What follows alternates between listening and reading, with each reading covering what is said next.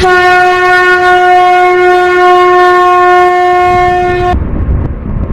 दोस्तों, मित्रों, आज हम वृश्चिक राशि की बात करने वाले हैं। और वृश्चिक राशि की बात क्यों करेंगे? क्योंकि 13 जुलाई 2025 को शनि देव अपने मार्गी भाव को छोड़कर के मार्गी रास्ते को छोड़कर जो इस पर सीधे चल रहे थे, अब वो उल्टे चलने की संभावना बन रही है। संभावना उल्टे हो जाएंगे, मतलब बकरी से ही अब मार्गी से अब ये बकरी हो जाएंगे, उल्टे चलेंगे। जबकि शास्त्रों में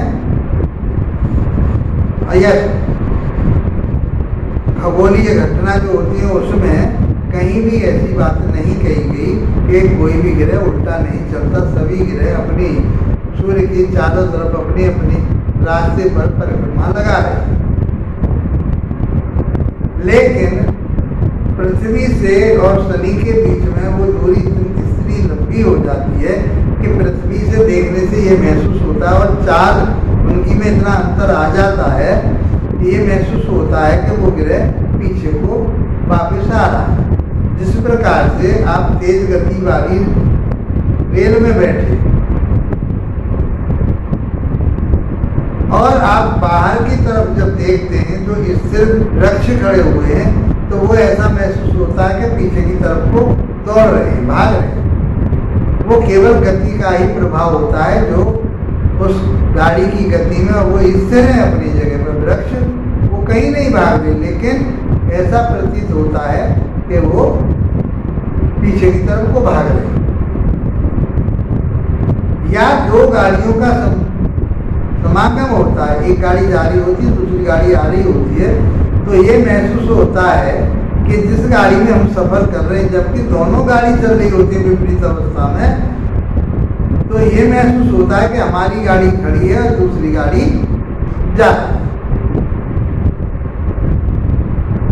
ऐसी ही स्थिति बनती है ग्रहों, इसी को कहते हैं वक्र ग्रह। शास्त्रों में वक्री ग्रह के बारे में ज्यादा डिटेल में कहीं नहीं मिलता, चाहे पाराशरीर, चाहे जैमिनी, चाहे कोई और सिद्धांत, कहीं भी वक्री ग्रह के बारे में ज्यादा नहीं कहा गया। जितना कहा गया है उसी से समझ करके उसके बारे में चर्चा की जाती है। तो हम ये समझते हैं आपकी राशि के स्वामी बनते हैं मंगल देव, और मंगल देव और शनि देव आपस में समभाव रखते हैं, क्योंकि ये एक ही पिता के पुत्र माने जाते हैं।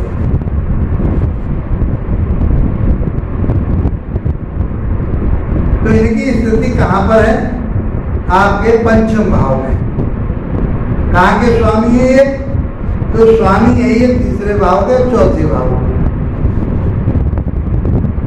और ये कारक ग्रह नहीं होते, चाहे लगन से देखिए आप, चाहे राशि से देखिए, शनि देव कारक ग्रह नहीं है, मतलब शुभ परिणाम देने वाले नहीं होते। कारक ग्रह होते हैं शुभ परिणाम देने वाले, लेकिन ये शुभ परिणाम देने वाले नहीं है। अब क्या कहा गया शास्त्रों में, जहाँ मिलता है कि ये विपरीत फल देते हैं कब? जब ये बकरी हो जाती है।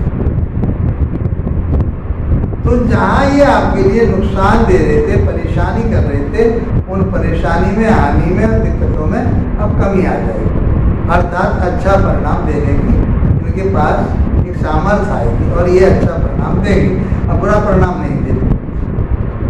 शनि को इसलिए समझ रहे हैं कि शनि एक राशि पर 2.5 वर्ष रहते हैं। यदि कहीं राशि पर रैया लग जाए, 7.5 ही लग जाए, तो 7.5 वर्ष तक रहते हैं। उसी को शनि 7.5 ही कहते हैं। और ये पापी ग्रह कहे गए, अशुभ ग्रह कहे गए, इसलिए इनका प्रभाव भी अशुभ ही होता है, ऐसा कहा गया। इनका कार्य का है, ये न्याय के दाता कहे गए, कर्म के दाता कहे गए, परिश्रम के दाता कहे गए, मेहनत के दाता कहे गए।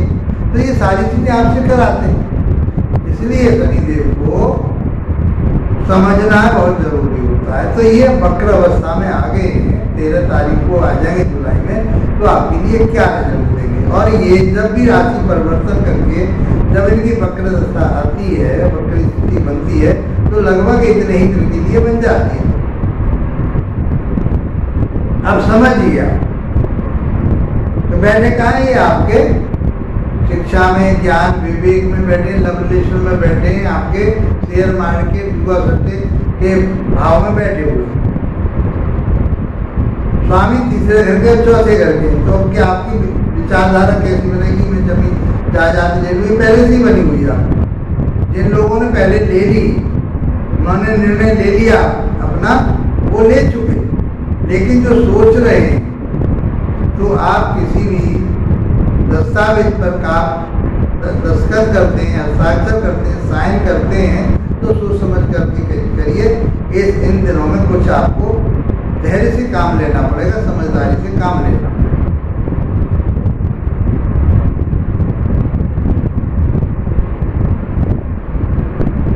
अब 12वें परिवार 7वें 5वें भाव में बैठ करके आपके लिए जो रिजल्ट आने थे शिक्षा के, ज्ञान के, विवेक के, जो आप शिक्षा ग्रहण कर रहे थे, यदि शिक्षार्थ किए आप, तो उसमें कमी आएगी, दिक्कत आएगी, अड़चने आएगी, परिश्रम मेहनत बहुत करनी पड़ेगी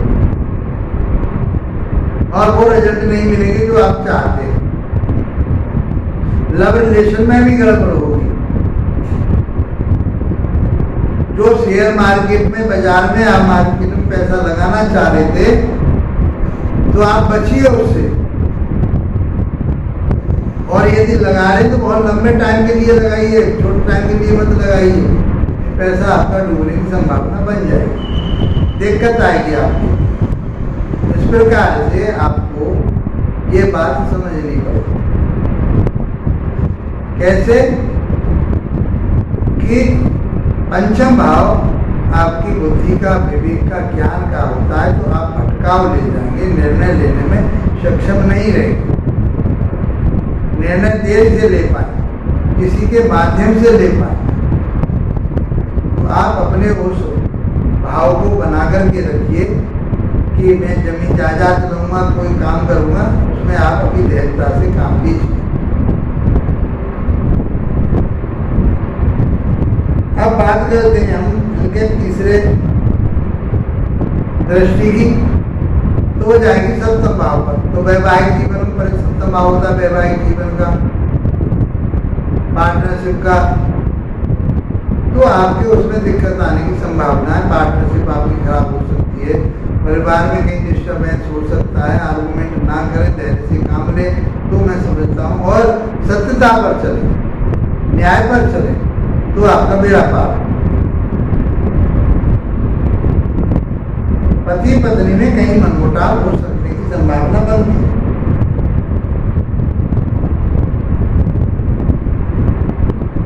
सातवीं दृष्टि जो जाएगी, वो जाएगी आपके 11वें भाव। 11वां भाव होता है आपका बढ़ोतरी का, उन्नति का, तरक्की का।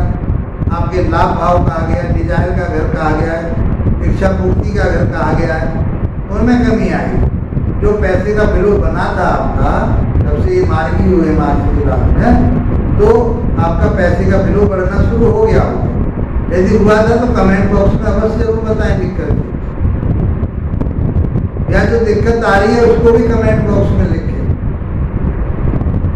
तो 11वें भाव पर दृष्टि जाती है, बढ़ोतरी का, उन्नति का, तरक्की का, नीम भीम का घर है आपका, उसमें कमी आएगी, दिक्कत आएगी। क्यों? ये कारक ग्रह नहीं थे, वैसे अशुभता थी। अब उन चीजों को ये शुभता में बदलने की कोशिश करो। समझ गए? आपको नेम फेम भी मिलेगा, इज्जत भी मिलेगी, पैसा भी इकट्ठा कर पाएंगे, और इनके प्रकार है आपके लिए वो पैसा किसी न किसी माध्यम से आपके पास आता रहेगा। इच्छा पूर्ति आपकी होगी, बशर्ते बेशक वो देरी से ही हो जाएगी। 10वीं दृष्टि जो जाती है इनकी, वो जाती है दूसरे भाव पर। अब देखिए, एक लाभ भाव को इन्होंने कवर किया, और दूसरा भाव है धन का भाव, वाणी का भाव, परिवार का, कुटुंब का भाव, आपके बैंक बैलेंस का भाव कहा गया दूसरा। तो उसमें दिक्कत देता है रेट्रोगेट होकर के, ये सारी चीजें आपको तरीके देने वाली। ये आपके लिए व्यवहारिक रूप से अच्छा बनाएंगे, कर्मशील बनाएंगे, परिवार में आप अपने ज्ञान से, विवेक से काम लेंगे, धैर्यता से काम लेंगे, धन भी आएगा, नेम फेम भी बढ़ेगा और आपका बैंक बैलेंस बढ़ेगा। परिवार में मधुरता बनी रहेगी, आर्गुमेंट ना करें, उदासीनता ना लाएं, क्योंकि उदासीनता का ग्रह है। इस प्रकार से शनि देव की कृपा आपके ऊपर बहुत अच्छी बरसेगी।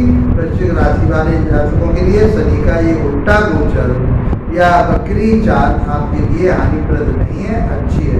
इसके बावजूद भी आपके लिए परेशानी आ रही है, तो आप अपनी पत्रिका को दिखाइए, कहीं उसमें इसकी स्थिति अच्छी ना हो। यदि उसकी स्थिति आपकी पत्रिका में अच्छी नहीं है तो फिर आपके लिए दिक्कत आने की संभावना होती है। क्या करें, कैसे छुटकारा पाए? तो हनुमान चालीसा का पाठ कीजिए, प्रतिदिन हनुमान चालीसा का पाठ कीजिए।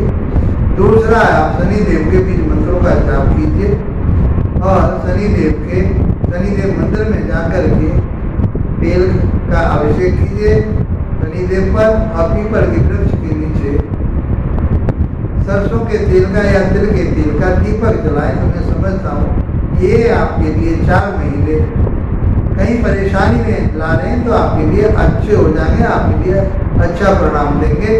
इसी के साथ आप लोगों का धन्यवाद, नमस्कार।